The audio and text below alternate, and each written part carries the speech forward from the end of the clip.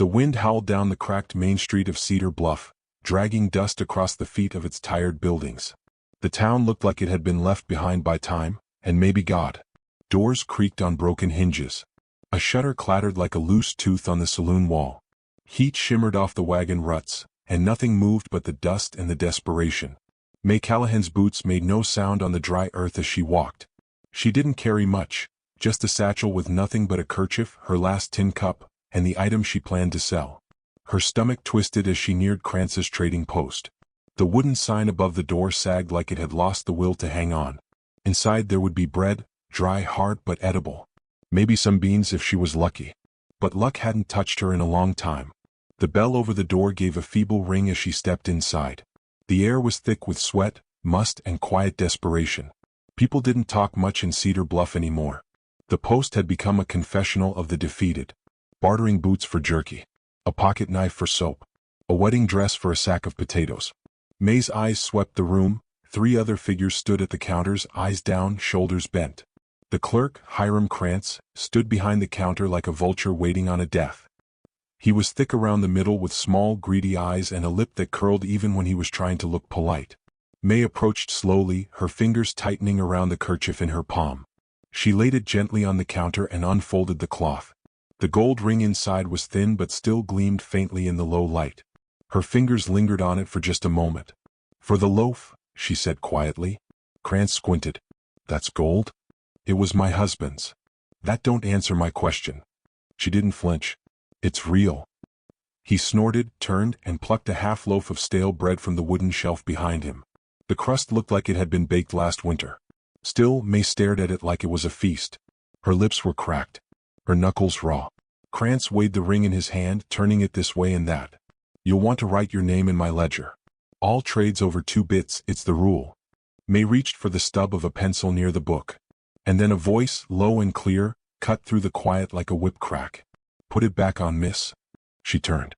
A tall man stood in the doorway, the sun framing him like fire. Dust clung to his coat, and his hat was low over his brow. His face was all hard lines, jaw like iron, eyes like a cold river. He didn't look young, but he didn't look old either. He looked like the kind of man who'd buried too many things to count. May's hand hovered over the ring. The man stepped inside. Each boot fall landed with intent. He didn't look at Krantz. He didn't glance at the bread. His eyes stayed on May. "I said put it back on." The room went still. Even the dust seemed to pause midair. May stared at him. Her voice came low, steady. "It's not your business." "No," he said. "But it ought to be someone's." She clenched her jaw and turned back to Krantz, hand reaching again. But before she could finish the motion, a coin clinked onto the counter. A silver dollar. "For the bread?" the stranger said. Krantz's eyes widened. "You outta your—" The stranger looked at him and Krantz fell silent. He handed the bread over with shaking fingers. May took it slow. She stood there, holding the wrapped loaf, her fingers numb. "I didn't ask you to do that." "I know," he said. "But you needed it." "I didn't want charity." "Wasn't charity." He reached into his coat, pulled out a worn glove and started pulling it on. "It was an offer." "An offer?" Her voice cracked. "I own land outside town. Ranch, though it's half burnt and half busted. Lost my cook to fever. And quit last week. I need help. You need bread. That's a deal, not a favor." Krantz scoffed. "You skin a widow to follow you into the wild hills for honest work? Don't even know her name." The man looked at May again. "Don't need to. Not yet." May's heart beat louder than the silence. She glanced down at the ring, still gleaming faintly on the counter. Slowly she reached for it, her fingers trembling. It slid back onto her finger like it belonged there. Her voice was a whisper. "I don't cook for men." He nodded. "That's fine. I don't ask for much. Feed the horses, patch what needs patching, keep the coyotes off the chickens. You can sleep in the loft. Pays $2 a week, meals included." Krantz laughed. "Meals? What meals? You got nothing but ash and dirt out there." The man turned to May. "You'll find out for yourself if you come." She narrowed her eyes. "I don't ride well. I got a spare horse. Won't buck." "You treat women like workers?" "I treat workers like workers." A moment passed between them. Something quiet, measured. May turned back to Krantz. "I'm keeping the bread." He shrugged, already flipping through his ledger. "Don't care. Long as I got the silver." She tucked the bread into her satchel. The ring was back on. Her fingers brushed it absently. Outside, the stranger was already walking toward the edge of town, where two horses stood tied to a rail. One looked older, with a gray mane and patient eyes. She followed slowly, uncertainly, her hand never leaving her side. At the edge of the sidewalk she stopped. "I didn't say yes. You didn't say no. What's your name?" He adjusted the saddle. "Jesse Thorne." She looked down the road, dry, endless, sun-bleached. "What makes you think I won't rob you blind and take the horse?" He smiled for the first time. It was slow and just a little sad. "I already lost everything worth stealing." May stared at him for a long moment. Then she swung herself up onto the old horse with a grunt and gritted teeth. She hadn't ridden in months. Jesse mounted beside her and nodded once. They turned away from Cedar Bluff without another word. Behind them the town shrank, swallowed by heat waves and dust. No one watched them go. After a while May spoke. "Why me?" He didn't look at her. "Because you didn't cry. You didn't beg. You just tried to survive. That's someone worth riding with." She said nothing more for a long time. The trail opened before them, nothing but dust and horizon and the buzz of cicadas. The wind shifted. The smell of bread drifted up from her bag, mingled with sweat and horse and something older, something like memory. As the sun began to drop toward the hills, May adjusted her grip on the reins, glanced down at the ring glinting in the last light of day. She didn't know where the road was going. But for the first time in a long while, it felt like it might lead somewhere she chose. The sun dipped low as they rode, casting long shadows across the parched landscape. May's back ached from the saddle, but she didn't complain.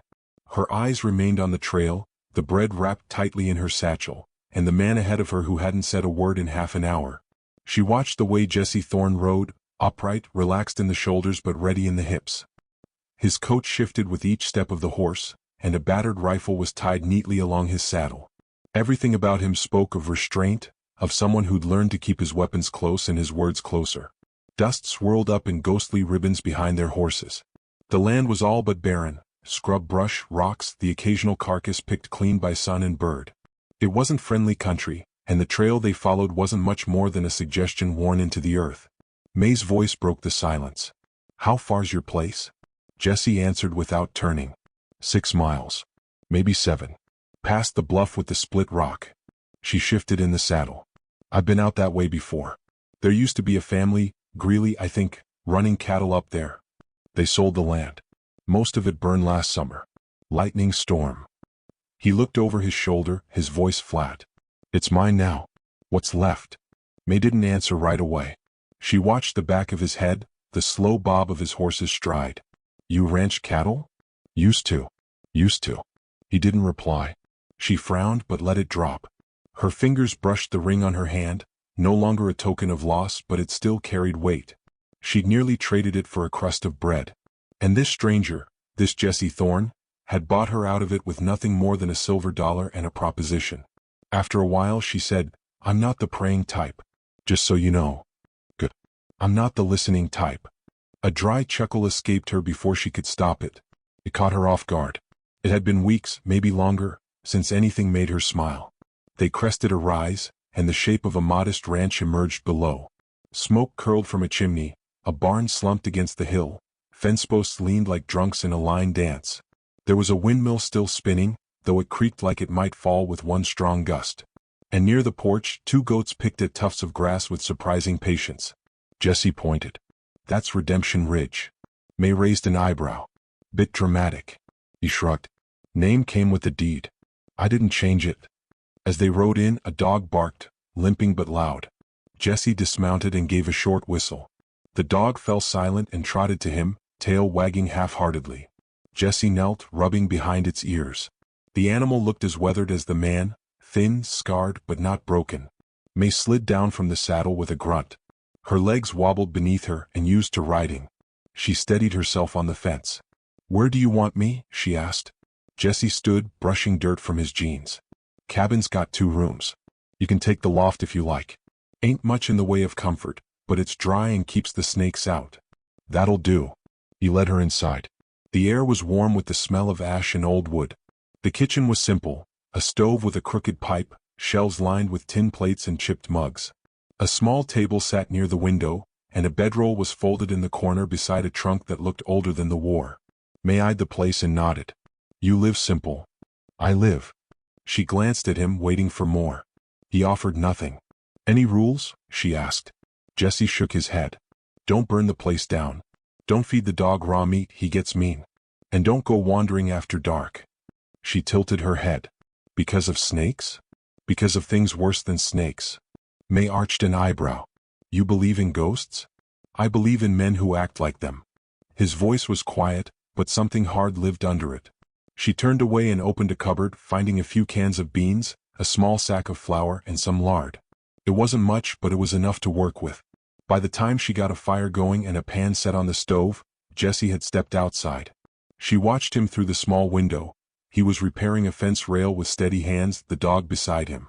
The man moved like he was used to being alone, used to fixing what others left broken. As she stirred the beans and added a pinch of salt from a jar that felt half a century old, she caught her reflection in the blackened glass of the stove pipe. Her hair was loose, her face drawn, eyes hollow.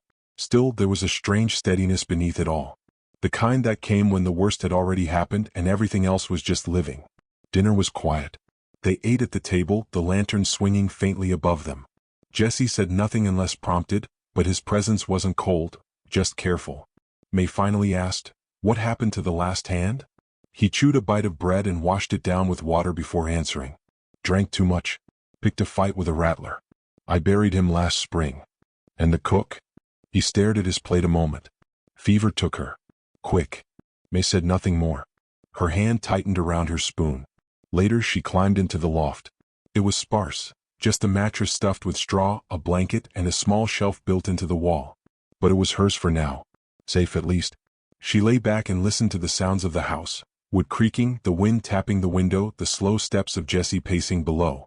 She didn't know what tomorrow would bring, but she knew she had earned that bread with her pride intact. In the dark, her hand found the ring again. She turned it once on her finger. Downstairs, Jesse stoked the fire, and the warmth rose through the planks. He murmured something to the dog, who whined softly in reply. Then silence. May whispered to the ceiling, "Eli, if you're watching. I didn't forget. I'm just surviving." The wind answered her, brushing past the shutters like a sigh. She didn't sleep easily, but she didn't sleep afraid. And for May Callahan, that was enough to carry her into the next morning. The days that followed settled into a rough rhythm. May rose early, long before the sun burned the land into dust, and started the fire while Jesse checked the fences. She learned the strange ways of Redemption Ridge, how the goats liked to wander near the ravine, how the wind shifted at dusk, and how the well sometimes made a sound like someone breathing. She didn't ask Jesse about it. She'd already figured he wasn't the sort to explain what didn't need saying. He spoke little, but when he did, it was direct. There was no condescension in his tone, no expectation that she needed to be guided or corrected. When she botched the first batch of biscuits, burning them black, he chewed through one without complaint. When she nailed a board crooked while fixing the coop, he just nodded and moved on to the next post. In those silent exchanges, a mutual respect began to form, hard-earned and unspoken. The dog, whose name turned out to be Hank, grew attached to May quicker than she expected. He followed her from the barn to the garden and slept near the ladder to the loft each night. It was the first loyalty she'd known since Eli died, and though she didn't say it aloud, it warmed something brittle inside her. It was on the 5th day that everything shifted. They'd ridden into town to pick up salt and kerosene. May hadn't wanted to go. Cedar Bluff held the memory of shame, but Jesse had insisted, and she wasn't in the habit of backing down from necessity. She wore her hat low and kept her voice quiet, but eyes still followed her.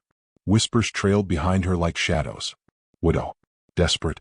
Took up with a drifter. No one said it to her face, but no one needed to. Krantz handed over their order with a smirk he didn't bother hiding.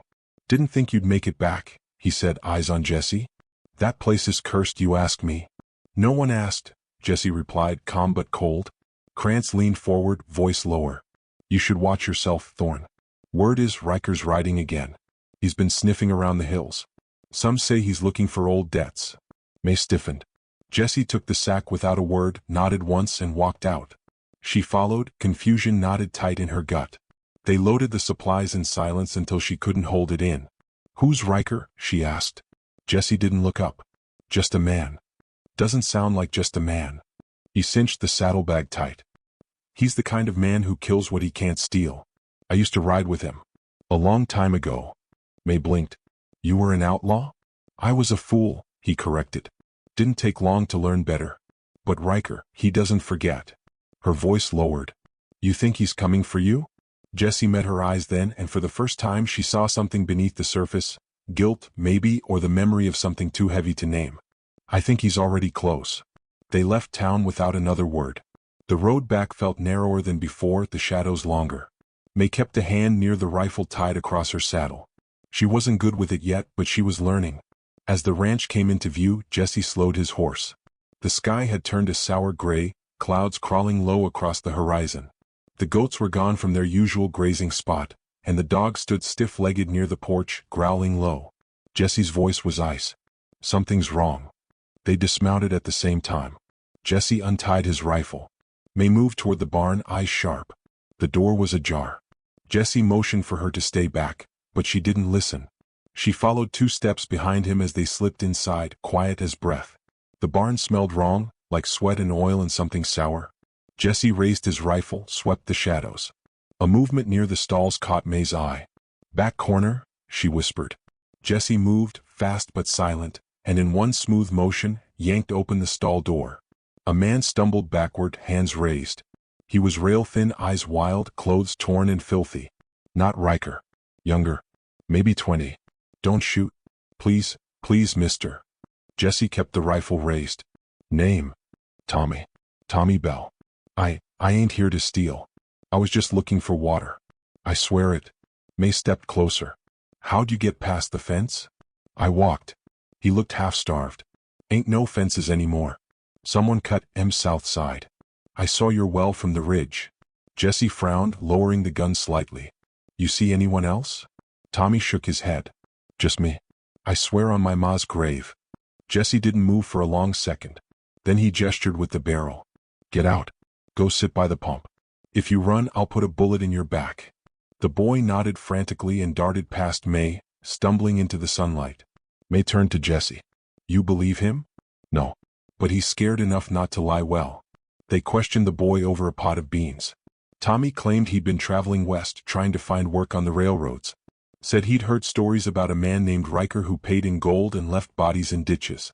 His hands shook as he ate. His ribs showed through his shirt. May watched Jessie closely. He was quiet, tense. The way he gripped his cup, the way his eyes kept flicking to the windows, it told her more than words. After the boy passed out from exhaustion on the porch, Jessie finally spoke. I think Riker's using kids like him as scouts. Push them in, see what bites. May folded her arms. You think they're coming here? They always come eventually. She hesitated. What did you do? To make him chase you like this? Jessie looked at her, then really looked. There was no anger in his face, just the hollow weariness of someone who'd been outrunning himself for too long. There was a town called Elkhorn, he said. We were supposed to scare the folks, push them off their land. Riker said no one get hurt. I believed him. Until the fire started. Until the killing. May felt her chest tighten. You were there? I tried to stop it. Saved who I could. Shot one of our own. Got branded a traitor. He stared into the darkening sky. Riker lost men that day. He never forgave it. May didn't respond right away. Her thoughts moved slow, heavy with what that meant. For the ranch, for her, for the thin thread of safety she'd clung to. So what now? Jessie stood. Now we fix the south fence. Then we wait. Wait for what? For the devil I used to ride with. She didn't ask more. She didn't need to. In Jessie's posture, in the way he kept his rifle close even while eating, the truth was already written. That night, as the wind blew stronger through the cracks in the loft, May lay awake, her hand on the rifle beside her. The dog paced below, growling at nothing. And in the darkness, the air felt charged, like the land itself was holding its breath. The days that followed passed like coiled rope, quiet, taut, and always on edge. May worked from dawn until the stars came out, hammering, stitching, feeding, hauling, always with one eye on the ridge and one hand near the rifle. Jessie moved the same way, as if the land itself could explode at any moment. Neither of them spoke much about Riker, but his shadow stretched over everything. It followed them through the dry grass, sat with them at meals, haunted the wind when it slipped beneath the eaves at night. Fixing the south fence took longer than expected. Every post had been cut, not hacked or broken but sawed clean at the base. That kind of deliberate sabotage didn't just happen. It meant someone had been watching the ranch, waiting. Jesse said nothing while he worked, but his knuckles were white around every nail he hammered in. May said little too. She just kept the rhythm steady, hold, brace, pound, move. Together they stitched the perimeter back into something resembling defense. Tommy stayed, though Jesse never told him to. He offered to work in exchange for food and water, and Jesse agreed without ceremony. The boy proved wiry and fast, always eager to prove himself, perhaps desperate to belong somewhere again. May kept a watchful eye on him, not because she didn't trust him, but because trust wasn't something she gave lightly. Still, there was a haunted edge in Tommy's eyes she recognized too well, like a door that had been slammed shut from the inside. In the evenings, after the chores were done and the sky burned orange over the hills, May would sit on the porch with Jesse and Hank, the dog resting his heavy head on her boots. They didn't talk much.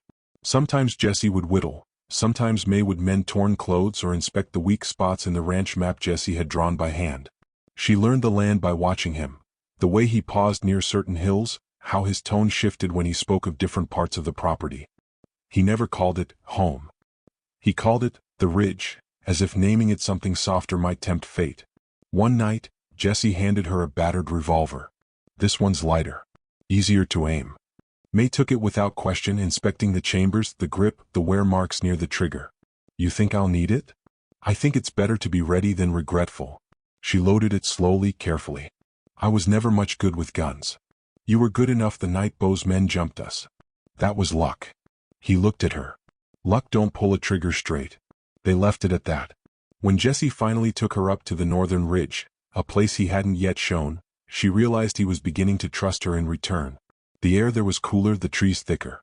From the top, the valley below opened like a painted promise, all gold and green and silver thread. He pointed out an old trail that wound toward a dried riverbed. That's where I think they'll come through, he said. It's narrow. Easy to block. May nodded. You ever think of leaving instead? Every day. She waited, but he didn't continue. After a pause, she said, Then why don't you? He didn't look at her. Because some ghosts don't follow you. They wait for you to come back. She understood that. Deeply. Too deeply. The ring on her finger felt heavier than usual. She tugged at it absently. Later that night, she found herself in the barn, brushing down the older horse. Its flank was scarred. Maybe from a mountain lion, maybe from something worse. She spoke softly as she worked, not really thinking. You ever feel like your body keeps going because your heart doesn't know how to stop? She whispered. She didn't expect an answer. But Jesse was there just outside the stall, leaning against the frame. Yeah, he said. May didn't jump. She just kept brushing. Was your wife buried here? No. Did you love her? I tried to. She stopped. Looked at him. That's not the same. He nodded slowly. No. It ain't. There was a long silence between them, but it wasn't empty. It was full of old things neither of them wanted to unpack just yet. They left the barn together, not touching, not speaking, but moving with the same tired rhythm. In the following days something shifted. Jesse began training her seriously, how to reload without looking, how to gauge the direction of a shot by the sound, how to move low and fast when the bullet started flying. He didn't sugarcoat it, didn't pause to coddle or explain twice. But he never raised his voice either. Every lesson felt like a challenge he expected her to rise to, and she did. Tommy watched with a kind of reverence. May caught him mimicking her movements once when he thought no one was watching. She didn't correct him. Let him learn at his own pace. But one afternoon she found him digging through Jesse's tool chest. What are you doing? She asked. He jumped. Nothing. Just looking for nails. She stepped closer. You lying to me? He went still like a deer in tall grass. I've seen that look, she said. That twitch in the fingers. That shift in the feet. You thinking of running? Tommy looked down. I heard Jesse talking. Said Riker might come soon. Said he'd rather die than run again. And you? Tommy swallowed hard. I don't want to die. May crouched in front of him. Nobody does. But sometimes it's not about wanting. It's about deciding what kind of person you're gonna be when the dying starts. He didn't respond. She stood and left him with that. That night a storm rolled in. Not rain, just wind and dust, rattling windows and pelting the walls with dried earth. Inside the cabin, the lanterns flickered. Jesse sat by the fire, carving a length of wood into the shape of a longhorn. May sat near the door, rifle across her knees. Tommy pretended to sleep on the cot but kept glancing up. Jesse spoke, his voice low. He'll come in a storm if he's smart. Less visibility. Easier to mask movement. May nodded. We ready? No. But we're close. She looked over at the mantel above the fireplace. There was a single photograph, faded and curled at the edges. A woman with dark hair stood beside a younger Jesse, both of them laughing. It was the first time she'd seen him smile like that, even if only in paper memory. Her name? May asked. Lena. What happened? She died waiting for me to stop running. May let the silence settle between them. Then she said, I nearly died doing the same. Their eyes met. It wasn't romantic. It wasn't tender. It was something deeper, an acknowledgement of the wreckage they both carried, and the strange strength that rose from it. Outside, the wind howled like something hunting. Inside, 3 people waited to become something more than survivors. And somewhere out past the black ridge, a storm gathered with footsteps behind it. The sun rose blood orange over Redemption Ridge, stretching long shadows across the hardened ground. The storm had passed in the night, leaving the land slick with dust-crusted dew and a sky that looked scraped raw. Jesse stood at the edge of the property line, boots dug into the earth, a pair of field glasses lifted to his eyes. He scanned the horizon, slow and deliberate, while May checked the ammunition one more time beneath the cover of the porch. Every chamber was full. Every rifle oiled. Every step from here forward, a gamble. Tommy sat cross-legged on the steps, rubbing oil into a saddlebag with a kind of restless focus that betrayed nerves. He tried to hum to himself, a broken tune that stopped every time a bird moved too quickly or the wind changed directions. Jesse lowered the glasses and turned. Riders. 2, maybe 3 miles out. Moving slow like they know we're watching. May rose, brushing dirt off her trousers. They have colors? No flags. But I saw one wearing a red kerchief. That was Riker's mark. Her hand went to the revolver at her hip. Then it's time. They'd spent the last 3 days turning the ridge into something that could be defended, if not held. May had reinforced the windows with crossbars of scrap metal. Jesse had dug out the old trench behind the barn and lined it with broken glass and sharpened stakes. Tommy had helped string wire between the fence posts and nail empty cans along the rails. They had only so many bullets, so many hands, so much time. Would have to be enough. May followed Jesse back inside. The cabin was cool in the morning air, but her skin prickled with heat. The kind that came from dread, not temperature. She poured 2 cups of black coffee, burnt, bitter, and handed one to Jesse. They drank in silence, eyes on the map nailed to the table. Jesse pointed at the ridge trail. They'll come through here. Too steep on the west slope. Too open to the south. May nodded. You want to block the choke? We let them come in. We trap them once they're close. What if they bring more? They won't. Not yet. Riker doesn't like sharing his revenge. Tommy spoke from the doorway. You think he's coming for blood? Not the land. Jesse met his gaze. Riker don't care about this land. He just wants to finish what I walked away from. May added, and we're in his way. That truth settled over them like dust on the skin, itching, stinging, too familiar to shake off. By noon the heat had returned. The land shimmered in waves, the distant hills like illusions. May stood watch from the loft window while Jesse walked the fence line again. Tommy had taken position in the barn's shadow, armed with a shotgun and a pair of field glasses he didn't fully know how to use. The dog, Hank, paced along the porch, ears pinned back, hackles high. Even the animals felt it, the pressure building, the air charged with waiting. May adjusted her sights again. Her mouth was dry, her palms damp. She thought about the ring on her finger. Once it had meant love, then loss. Now it meant something else, something steadier. Resolve. A flicker of movement on the ridge. Thus, riders. 3, she called down. No, 4. Jesse didn't answer, but she saw him adjust his hat and reach for his rifle. Tommy swallowed audibly from where he crouched. The riders moved slow, deliberate, like men who knew they were being watched and didn't care. The first wore a long black duster, the hem tattered like it had been through fire. The second rode with a rifle laid casual across his thighs. The third was the youngest, barely more than a boy, his horse jumpy beneath him. The fourth, in the center, wore a red kerchief tied over his mouth and a black hat pulled low. He didn't raise a weapon. He didn't have to. May didn't need to ask who he was. Riker. They stopped 50 paces from the fence. No one moved. Even the wind went still. Riker spoke first, voice sharp and clear. Jesse Thorne. You always did love dramatics. Jesse stepped forward, rifle down but loaded. You always did love burning things that didn't belong to you. That land you're on? That guilt you wear? Neither of them's yours to keep. May saw Riker lean forward slightly in the saddle, eyes gleaming beneath his hat.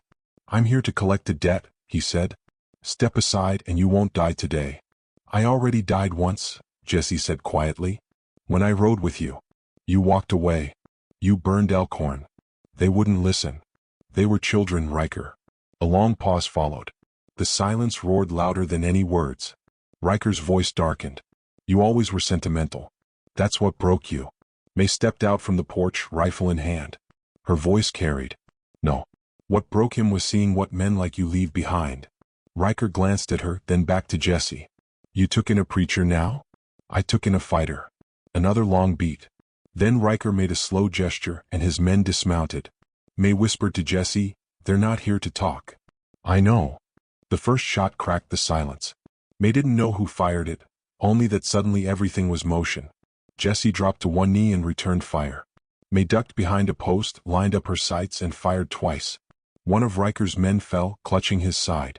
The youngest turned and ran, his horse scattering in the dust. Tommy let loose a shotgun blast from the barn. It hit nothing but it bought seconds. Riker was still standing, calm as ever. He fired once. May felt the wind of it graze her cheek, and then ducked behind his horse's flank. She moved, fast and low, toward the root cellar behind the cabin. From there she could flank them. Jesse was shouting something she couldn't hear. Another blast. More smoke. Then silence. May crouched behind the cellar door, heart hammering. She saw Jesse pinned behind the trough, reloading. Riker emerged, slow and deliberate, revolver raised. May didn't hesitate. She stepped out from cover and fired. The shot hit Riker in the shoulder. He staggered, turned, fired back. The bullet slammed into May's side. Not deep, but enough to spin her to the ground. Jesse saw it. With a shout that split the air, he charged forward, rifle forgotten, fists clenched. Riker turned, too slow. Jesse tackled him and the two men crashed into the dust. They rolled, punched, clawed. Years of hate, betrayal, and memory spilled into the dirt with every strike. May crawled to her knees, pain flaring through her ribs. She raised her revolver. Riker had Jesse pinned now, one hand around his throat. May fired. The shot hit Riker square in the back. He fell forward, dead before he hit the ground. Silence. The dog barked once, then stopped. Tommy ran out from the barn, wide-eyed. Is it over? Jesse didn't move right away. Then he sat up, coughing, eyes searching the dust. May gave him a weak smile. I wasn't planning on dying today either. He crawled to her side, helped her sit up. You're hit. I've been worse.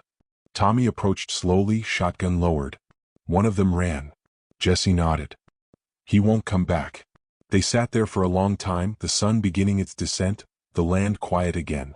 Later, Jesse burned Riker's body on the ridge, no words spoken, no prayers offered. Just fire and ash. May watched from the porch, wrapped in a blanket, pain pulsing with every breath. She didn't cry. She didn't speak. But when Jesse returned, hands blackened with soot, she stood. Not because he needed her to, but because she chose to. The wind carried the smell of ash for 2 full days. It clung to their clothes, to the porch wood, to the back of their throats. Smoke from the pyre on the ridge, where Riker had been reduced to bone and dust and memory. Jesse hadn't spoken of it since. He moved like a man with a stone lodged in his chest, slower, heavier, quieter. May noticed it in his hands when he saddled the horses. In the way he lingered by the gate at night, staring at the trail with unreadable eyes. The bullet in her side had missed anything vital, but healing came in inches. May wrapped it herself, teeth clenched against the pain, letting Tommy fetch water or supplies when the need outweighed her pride. The boy was steadier now, less twitchy, more thoughtful. He still flinched at loud sounds, but he'd stopped asking when they were leaving. Jesse, however, hadn't made any promises. May sat by the fireplace the third night after the fight, nursing a half-drunk cup of coffee. The ring on her finger glinted dully in the firelight. She hadn't taken it off since the morning she nearly sold it, though the weight of it felt different now. Not a symbol of what she'd lost, but of what she'd carried through the storm. You gonna ask? She said softly without turning. Jesse looked up from the map he'd been sketching at the table. Ask what? Why I came here. Why I really stayed. He set down his pencil. I figured you'd tell me when you were ready. I'm not sure I ever will be. That's fair. But I can tell you this much, she continued, eyes still on the fire. I wasn't running from anyone. I was running from the part of me that thought I couldn't go on without him. Thought if I held tight to the grief at least it meant the love had been real. He didn't say anything but she felt his gaze, steady and quiet. And then I got here, she went on. I saw you broken in your own way, still standing. Still fighting for something. And I started to think maybe surviving could be enough for now. The silence that followed was thick with understanding. Not pity. Not even comfort. Just two people sitting inside the gravity of each other's truths. Jesse folded the map slowly, carefully. I used to think redemption was a place. May finally turned to him. And now, I think it's a person. Their eyes locked. And for the first time May didn't look away. Outside, the wind whispered through the grass like a ghost too tired to haunt. The next morning, the sun broke warm and gold over the ridge. May woke before the others and walked out to the fence line, bandage tight beneath her shirt, revolver holstered out of habit. The land looked peaceful, the way it always does right before it breaks your heart. She took in the horizon, every inch of it burned into her memory now, the tree that leaned east like it carried a secret, the rock outcrop that Jesse used as a lookout, the faded red stain where Riker had fallen. She didn't flinch when Jesse walked up beside her. Storm held off, he said. For now. They stood in silence for a long while before she asked, You ever think about selling? The land? Yeah. Taking the money, starting somewhere new. He considered. Used to. Every time something went wrong, I thought maybe this place was cursed. Like it remembered all the things I'd done before. And now. He glanced at her. Now I think maybe it remembers how I survived them. May smiled just a little. You know you talk like a preacher when you're tired? He laughed quietly. Guess you've been rubbing off on me. They turned back toward the cabin. Tommy was out front, feeding Hank the dog a strip of jerky. The boy looked up when he saw them, a flicker of worry in his eyes, like maybe they were about to leave him behind. May nodded once. You got chores this morning, Cowboy? Tommy grinned. Yes, ma'am. Jesse let May take the lead on training Tommy now. The boy listened to her in a way that made Jesse's chest ache sometimes. Like he was watching a second chance unfold that he'd never gotten. She taught Tommy to shoot cleaner, faster. Not to kill, just to protect. She showed him how to move quiet through the brush, how to track a deer by hoof marks alone. She let him fail but never twice the same way. And at night, when the stars came out and the fire crackled low, they'd sit in a loose triangle around the hearth, too tired to talk, too alive not to sit close. One evening, while May was grinding herbs for her wound, Jesse spoke without preamble. I sent a wire to an old friend in Bitterstone. May raised an eyebrow. Friend? Used to run supplies for the railroad. He's got a knack for making things disappear. She waited. If Riker had others, they might come looking. I want to be ready. Want you and Tommy to have a way out if it gets bad. She set down the pestle. If it gets bad, we fight. I don't want to lose anyone else. And I don't want to be someone else's excuse to run. Their eyes held a long moment. Jesse's voice was quieter when he spoke again. You're not. You're the reason I stayed. May felt her breath catch, not from shock but from recognition. Later, when the fire burned low and Tommy had fallen asleep in the chair, May stepped outside. The moon hung heavy and low, casting long blue shadows across the dirt. Jesse followed her wordless. I had a dream last night, she said. I was back at the market. Same table, same man trying to buy the ring. But this time you were there. And you told me to put it back on. Jesse nodded slowly. Did you? I did. You remember what I said? You said, you're still wearing something he gave you. Maybe it's time you wear something you earned. He looked down at her hand. You think that's what this place is? Something you earned? No. I think it's the place where I remembered I still wanted to. They stood there in the hush of the dark, two souls that had bled for too long finally beginning to heal. Not fast. Not completely. But real. The days that followed felt like borrowed time, sweet, strange still. May and Jesse mended what could be mended, buried what couldn't, and planted what might still grow. Wildflowers sprouted near the porch where Riker had once stood. New grass rose in the charred earth behind the barn. A pair of hawks nested in the old tree at the ridge's peak. And one afternoon, Tommy rode out with a note in his pocket, bound for Bitterstone. Read. Send nails. Send seed. Send hope if you have any left. When he returned, grinning and dusty, May laughed so hard she cried. Jesse joined her, and something cracked open in him, wide and warm. That night, under a sky thick with stars, May took off the ring and placed it in a small wooden box on the mantel. Not hidden. Not forgotten. Just put away. Jesse noticed, said nothing. But he poured 2 cups of coffee, handed one to her, and sat down like it was the beginning of something instead of the end. And maybe, finally, it was. The morning started with silence, a strange, glassy kind of quiet that wrapped around the ridge like a held breath. No birds, no wind, not even the restless whine of insects. May stood at the window, fingers curled loosely around a chipped mug of coffee gone cold. Something felt off. Wrong in the bones. She had lived long enough with danger on her heels to recognize its scent in the air before it showed its face. Jesse came in from the barn, mud on his boots and a frown pulling tight across his jaw. "Gate on the north trail's open," he said. "Wasn't yesterday." May didn't need to ask. She set the mug down and reached for her belt, checking the revolver in its holster. Fully loaded.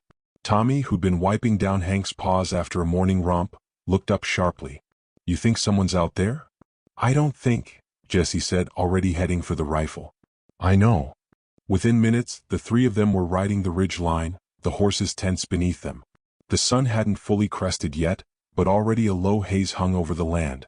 Jesse led them to the overlook where Riker had once stood with arrogance bleeding from every word. May dismounted and crouched low, scanning the trail with narrowed eyes. Fresh prints. Hooves, boots, 6 maybe 7 sets. Headed straight toward the ranch. Who the hell would be that bold this soon? Jesse muttered. May didn't answer. Her stomach turned to stone. A shot cracked in the distance. Then another. They weren't alone. May turned sharply. Back to the ranch. Now. But it was already too late. 6 riders emerged from the brush below, guns drawn, riding hard. Dust churned in their wake like fire smoke. The lead man, older, hard-eyed, lean as a whip, wore a silver star on his chest. Not law, though. Not anymore. Ex-Pinkertons, Jesse said under his breath, jaw tightening. Hired guns. Yours? May asked. He shook his head. Riker's brother, maybe?